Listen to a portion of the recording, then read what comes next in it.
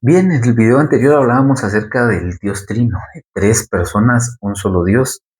Y exactamente tal y como te lo dije en el video anterior, cada tema abre espacio a otro tema. Y en lo que vamos a reflexionar hoy, en lo que te voy a leer hoy, vamos a hablar un poquito acerca del Espíritu que da vida, que guía y que transforma. Vamos a iniciar a hablar un poquito acerca de la neumatología.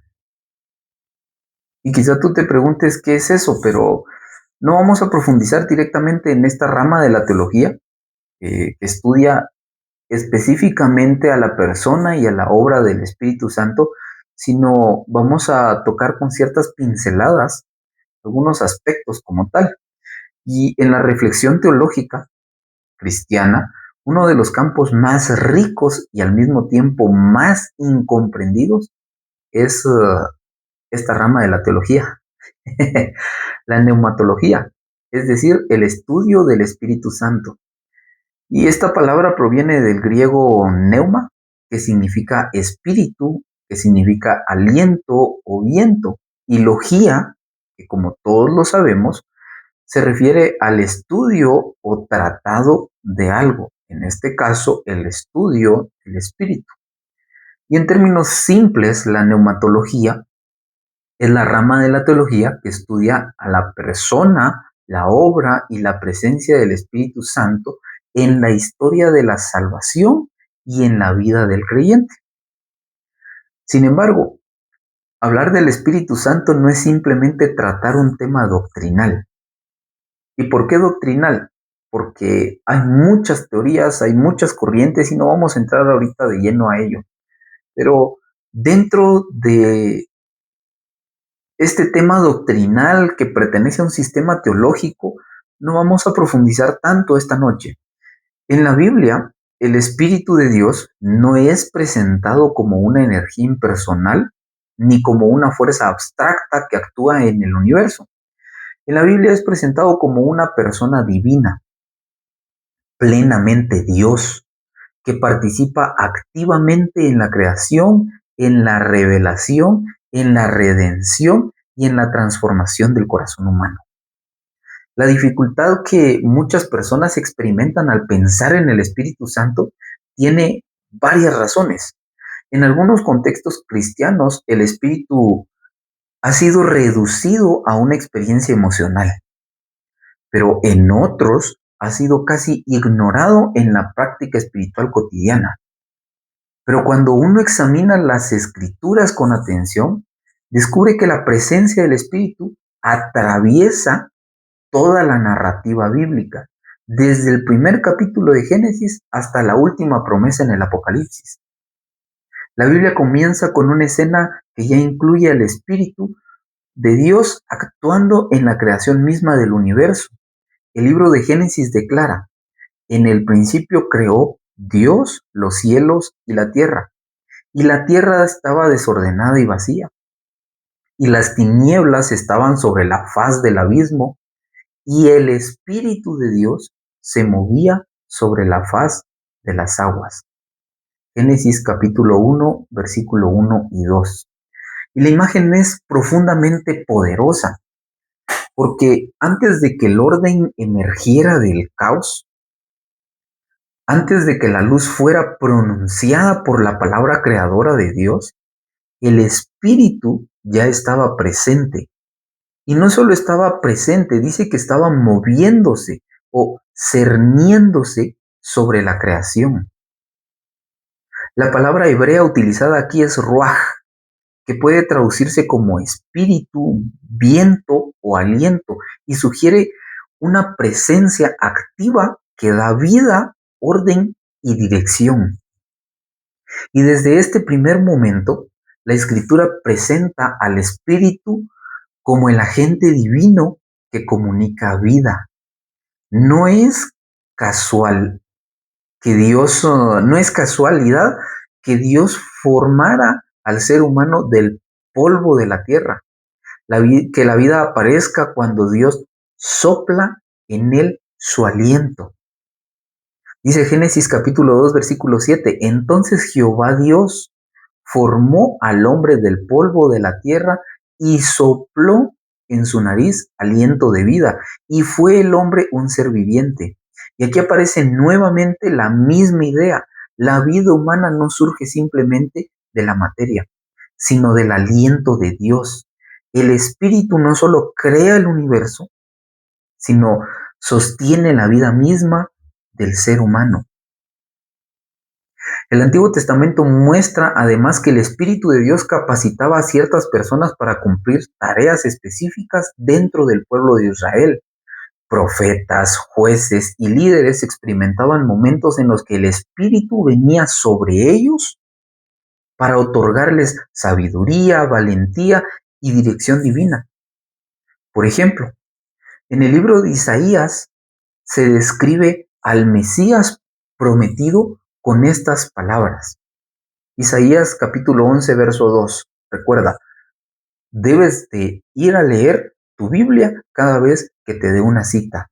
Márcala, subráyala, para que no te sientas engañado o defraudado en algún momento. No, tú tienes que leerla para que entiendas que hay veracidad en lo que te estoy compartiendo. Dice la palabra del Señor, y reposará sobre él el espíritu de Jehová, espíritu de sabiduría y de inteligencia, espíritu de consejo y de poder, espíritu de conocimiento y de temor de Jehová. Y este pasaje no solo anticipa la obra del Espíritu en el Mesías, sino que revela algo esencial acerca de su naturaleza. El Espíritu no solo otorga poder, también otorga sabiduría, entendimiento y conocimiento. Sin embargo, la revelación más, pero más profunda del Espíritu Santo aparece en el Nuevo Testamento, especialmente en la enseñanza de Jesús durante su ministerio terrenal.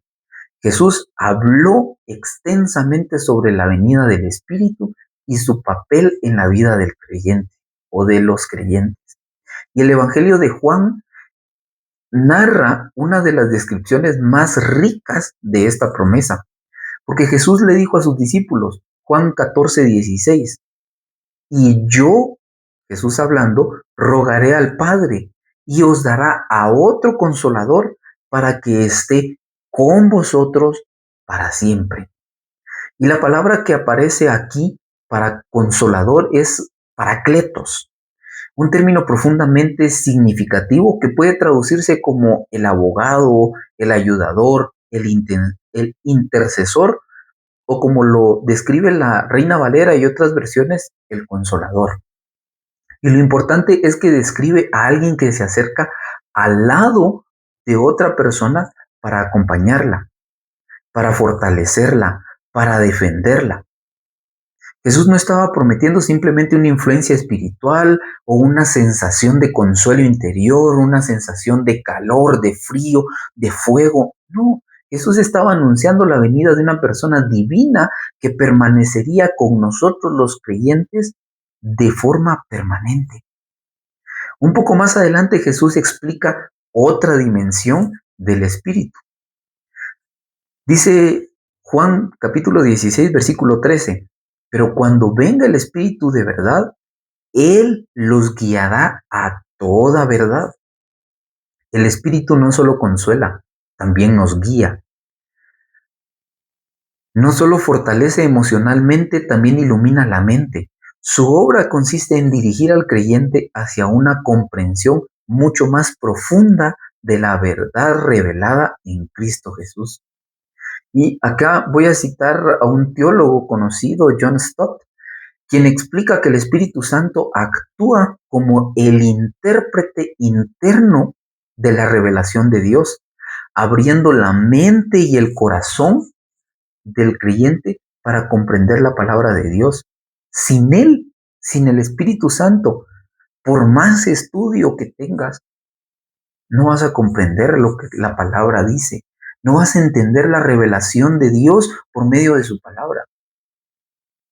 Y esta obra se vuelve visible de manera extraordinaria en el día de Pentecostés, Porque después de la resurrección y ascensión de Jesús, los discípulos se encontraban reunidos cuando ocurrió un evento que transformó radicalmente la historia de la iglesia. Y el libro de los Hechos describe el momento de esta manera. Hechos capítulo 2, verso 4. Y fueron llenos del Espíritu Santo y comenzaron a hablar en otras lenguas según el Espíritu les daba que hablasen. Hago un pequeño paréntesis acá. Más adelante vamos a hablar acerca de las lenguas. ¿A qué se refiere el apóstol? ¿A qué se refiere Hechos, perdón, cuando habla de otras lenguas? Y Pentecostés marca el inicio de una nueva etapa en la historia de la salvación, porque mientras que el Antiguo Testamento, el Espíritu venía sobre ciertas personas en momentos específicos, ahora el Espíritu es derramado sobre todos los creyentes. Y el apóstol Pablo describe la profundidad de esta realidad cuando le escribe a la iglesia en Corinto, su primera carta, capítulo 6, verso 19, y les hace una pregunta. ¿O ignoráis que vuestro cuerpo es templo del Espíritu Santo, el cual está en vosotros? Esta afirmación habría sido impactante para cualquier lector en el mundo del mundo antiguo. El templo era un lugar donde habitaba la presencia de Dios. Sin embargo, Pablo afirma que ahora la presencia de Dios habita dentro del creyente mismo. El Espíritu Santo no solo actúa en la vida del creyente, habita en nosotros. Y esta presencia transforma profundamente la vida cristiana. El Espíritu convence de pecado, produce arrepentimiento, da nueva vida espiritual y comienza un proceso de transformación interior que la Biblia llama santificación. Si lo queremos ver de esta manera, sin la obra del Espíritu Santo, sin la tarea o una de las actividades, una de sus funciones, si queremos llamarlo de esa forma, que es el convencimiento de pecado, por más que yo te predique acerca de la verdad, no vas a arrepentirte. Porque dice la palabra que el que se encarga de convencer de pecado es el Espíritu Santo. Yo no. Regresando a lo que estamos leyendo, Pablo describe este proceso utilizado en la imagen del fruto del Espíritu. Gálatas capítulo 5, versículos 22 y 23, solo voy a leer una parte, más el fruto del Espíritu es amor, gozo, paz, paciencia, benignidad, bondad, fe, mansedumbre, templanza. Es importante notar que Pablo habla de fruto en singular. No se trata de virtudes aisladas que el creyente produce por su propio esfuerzo moral, no. Es el resultado de la obra interior del Espíritu transformando el carácter del ser humano. Y el Espíritu no solo otorga dones para el servicio, forma el carácter de Cristo en el creyente. El teólogo Sinclair Ferguson señala que una de las funciones principales del Espíritu es hacer que Cristo sea real en la vida del creyente. No crea una espiritualidad independiente de Cristo, sino que dirige constantemente la mirada hacia Él. En pocas palabras, Sinclair indica que para que nosotros nos parezcamos más a Jesús, necesitamos del Espíritu Santo. Por eso, Jesús dijo algo profundamente significativo. Juan capítulo 16, versículo 14. Él me glorificará, porque tomará de lo mío y os lo hará saber. El Espíritu no busca dirigir la atención hacia sí mismo, sino revelar la gloria de Cristo. Y cuando se comprende esto, la neumatología deja de ser un tema técnico dentro de la teología sistemática y se convierte en algo profundamente personal. El Espíritu Santo no es solo una idea teológica, es la presencia viva de Dios actuando en la historia y en la vida de su pueblo. El creyente no camina solo, no lucha solo contra el pecado, no busca comprender la verdad únicamente con su propia capacidad. El Espíritu de Dios habita en nosotros los cristianos, los creyentes. Este es uno de los regalos más extraordinarios del Evangelio.